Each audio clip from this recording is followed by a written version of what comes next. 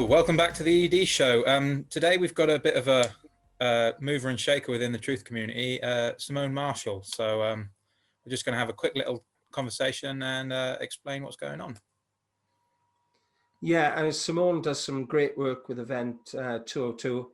Be sure to check out the YouTube channel. We put all the links to access Simone, and the purpose of having Simone in today is for people out there that feel they're alone, not to feel you're alone. Don't be alone in this. And like I said, we're absolutely honored to have Simone on the channel. Brilliant freedom fighter, brilliant truth seeker, and it's a real privilege and treat for our viewers to see Simone. So without further ado, I'll pass you over to Simone. Oh, thank you, Daryl, and thank you, Elliot. Thank you for inviting me onto your show. What a privilege it is to be standing shoulder to shoulder with so many other freedom warriors and truth seekers, and also, from all around the world. I mean, you guys, I've never met you before, and it's just this is what has been such a beautiful thing for me. This whole 10, 11 months is actually the fact that I've met so many amazing people all around the world who are coming forward with initiatives and who are bringing solutions that are in line with the light rather than the dark.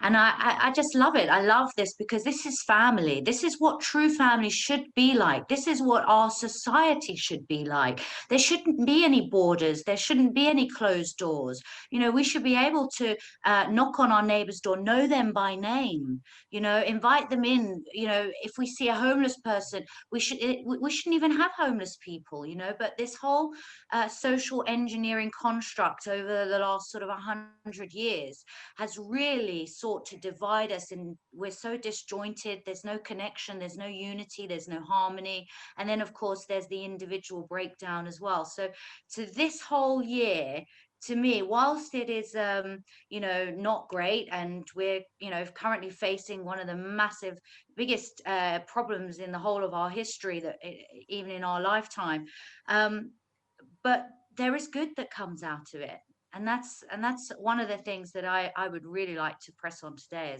about as well, is the good rather than the bad. Absolutely, and I do think we're going through, I mean, I've heard lots of channels say it, but I do believe this in my heart, that we're going through the Great Awakening. And right now, I can imagine there's lots of people that are possibly just waking up, that are scared, or have been awake for a few years, that are feeling very frustrated, especially during this time of year where we've got burdens of finances and all these extra burdens of what's going on. And when we got great freedom fighters like yourself on, and people that are a part of what you're connected to with Event 202, which I'd urge anybody watching this to look this up. We got all the links below, and you'll be able to see for yourselves and see what it's all about there, in order to not feel alone, to not feel isolated, and join together, because that's the one strength we've got, is unity. The age-old Kabbalistic rules are divide and conquer. And the thing is, they've tried many times. This time they're getting very close to destroying humanity, but they're not going to win. Yes, Klaus Schwab has called it the Great Reset, but I don't think he was depending on the Great Awakening happening at the same time. So, we really do have this good v evil, and it really is coming to absolute pinnacle right now.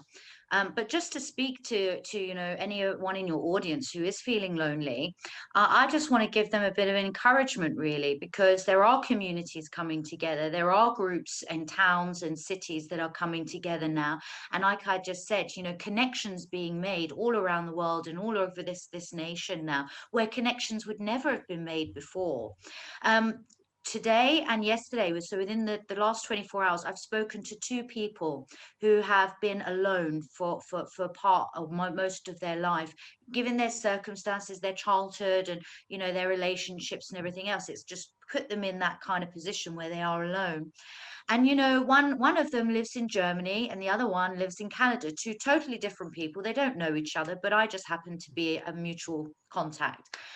And, I said to the chap in Germany, he said, he's feeling very alone and very isolated. Now, isolation and loneliness is one of the biggest tools of the enemy. Yeah. This is the reason why they're shutting down the pubs and the leisure centers and all those places like the football stadiums where you meet, you gather, and you talk. They don't want us talking to one another, because when we talk, we have intelligence. We communicate intel between us. So you might be sitting in the pub and you go, I don't know anyone with this coronavirus. Do you, Jack? And after a while, you're going to be you're going to Yeah. pick up a lot sooner that there's something not quite right. So that's what they've been doing ever since July, and then reinforcing the lie and the narrative by enforcing face masks, which just perpetuates their narrative. It's fear-based, trauma-based mind control every time you see it. You say yourselves earlier on, you walk into a supermarket and you're the only one without a mask on, and a part of you feels like it's dead inside, because you're seeing these people harming themselves, but also in reinforcing this narrative that is just that, a lie. So yeah, going back to the loneliness, it's the biggest tool of the enemy. If they can get you alone and isolated, the enemy can allow thoughts to go through your mind that cannot be challenged, or that you're less likely to challenge. You've got no one to bounce ideas off of, no one to help bring you back up. No man was born to be an island. We were born for community, we were born for family, we were born for relationship. We are relational people. We need that is actually part of our keeping our immune system healthy.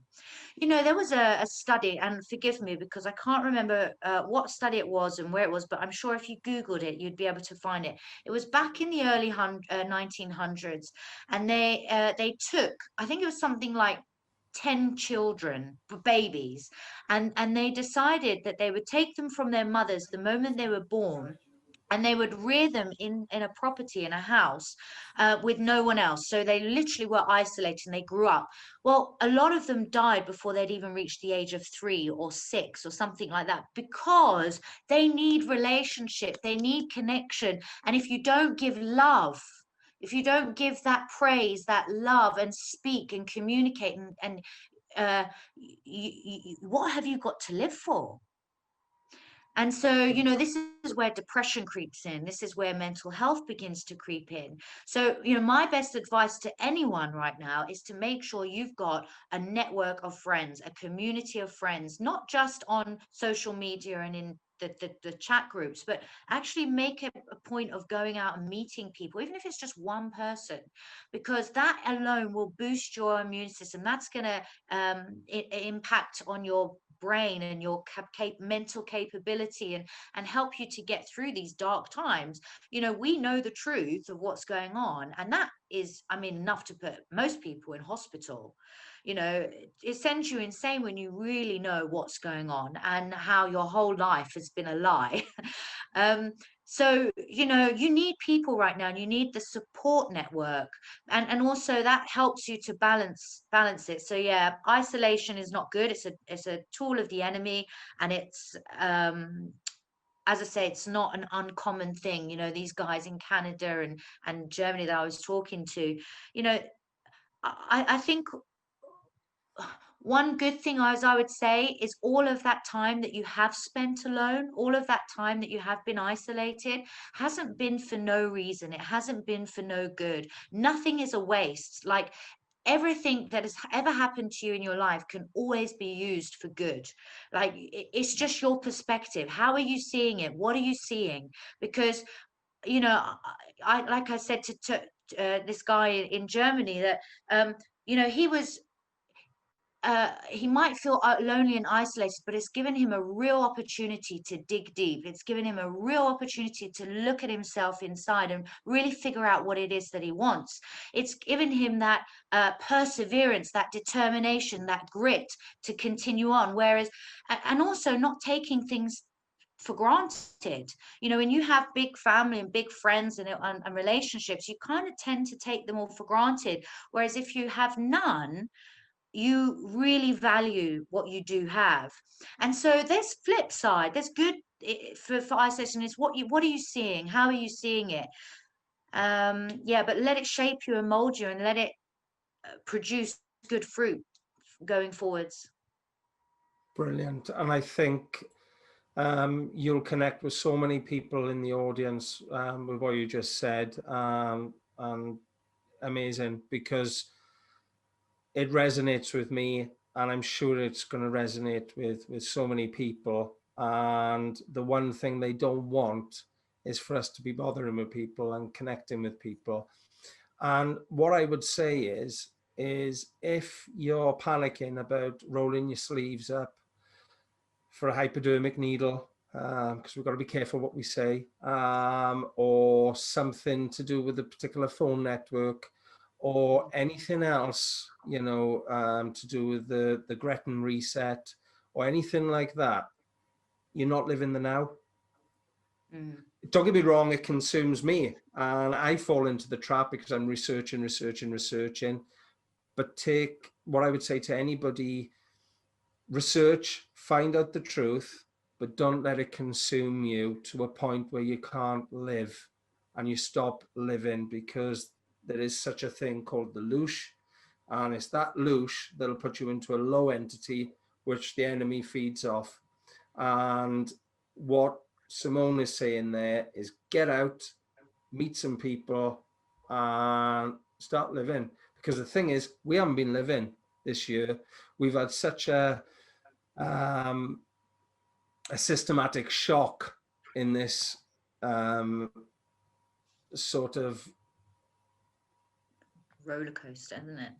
it's a roller coaster pantomime, satanic abuse sort of Feels thing. feels a lot like limbo, sort of. You're waiting Yeah, to see what's going to happen. absolutely. Yes.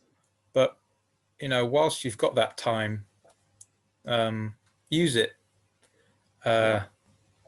Find new things that you enjoy, improve yourself, improve any skills that you can. Just hold on to anything that makes you you, and improve that, and let it grow. I think is the message that I would like to say to any of the people out there that are feeling lonely or broken in any respect by this lockdown. And the thing is, don't get, like, I've seen lots of people, I don't bother with social media and things like that, but like I was speaking to a friend, and they get angry at people on Facebook because they haven't quite woken up to their level. And they're like, see, I told you so. See, I told you so. See, I told you so. It isn't about that, because, somebody back in 2012, I wasn't awake to all of this. So somebody that was awake to all of this would have seen me in that light. Whereas now I've gone through my own journey and I've woken up, and I'm sure Simone have done the same, and so has Elliot. And we've all got our journey at different times. The thing is, the key thing that I picked up on out of all of this, what Simone said, is love. Make sure we get by on love, because love is the most important thing that we can. Yes. Yeah, absolutely. And you are so right. I've always said there are there are only two things that people will operate from a place of, and it's either love or they're going to operate from a place of fear. Now, fear is not from God. Fear is not from the enemy. In fact, the scriptures say perfect love casts out all fear. So in perfect love, no fear can ever exist. So it's really important that people get that and grasp that how powerful love is, because when you're in that love, when you're in that vibration and that frequency, there is nothing that can come in and take that from you. That's why it's important.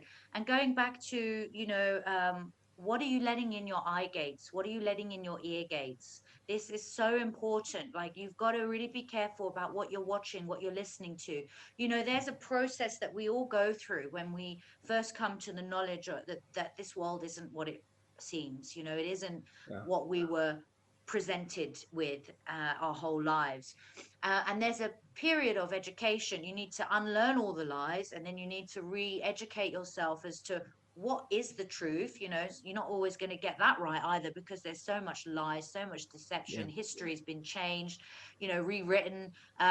Things have been doctored, and you know, so we're never going to get a true picture of what has really happened and why we've got to where we're at. But I would say once you've gone through that process like I did, I had to then go for a grieving process. But for me, it was about 2 weeks. Other people, it's gonna, you know, it could be longer, it could be months, it could be a day, you know, for some people, you know. But for me, it was about 2 weeks, and was really in a deep depression, because obviously I'd taken in all this information that really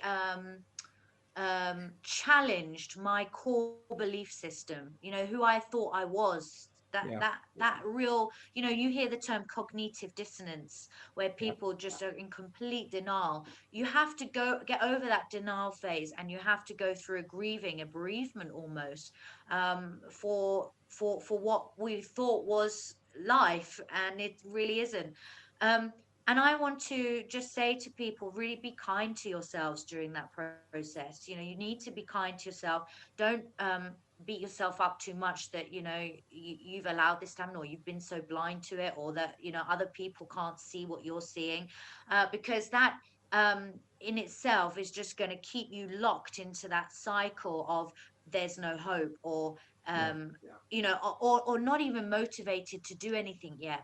So you've got to go through that process for sure, but don't stay there. Come out of it, and you know, don't feed off of it.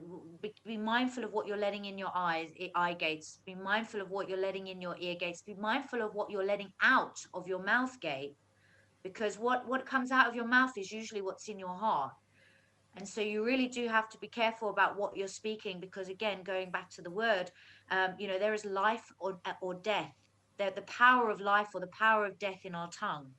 So we have to be careful that we're not speaking death. We're not coming into alignment with the enemy. We're not aligning with what the enemy's narrative and what he's trying to do, which is so more division, so more depression, so more darkness. We've got to be light carriers. We've got to be speaking life over every situation.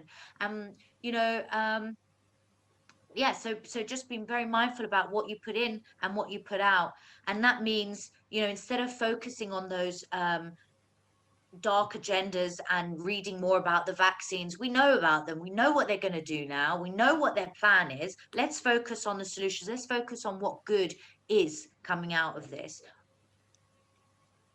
100%. I mean, you bring so much light, and you've got a fantastic energy, and it's been an absolute privilege to have you on here, Simone. I really mean that. God bless you. And I hope that you'll come back to us again, because it's been a real honor to have you on here today. Thank you. It has. You're so Certainly welcome. has. You're so welcome. I'd love to come back. You invite me anytime. And if you want to do like a more fun one, or one of our weirder episodes, then feel free. I love fun. So, you know, joy is the currency of heaven. Yes, love and joy and peace, they're all currencies of heaven. And that's what we've got to wage war with down here. That is the currency that we need to be operating on here. But yeah, so, thank you. No worries. We'll see you again sometime. Hope you guys enjoyed, and like, comment, and subscribe. Okay. Bye.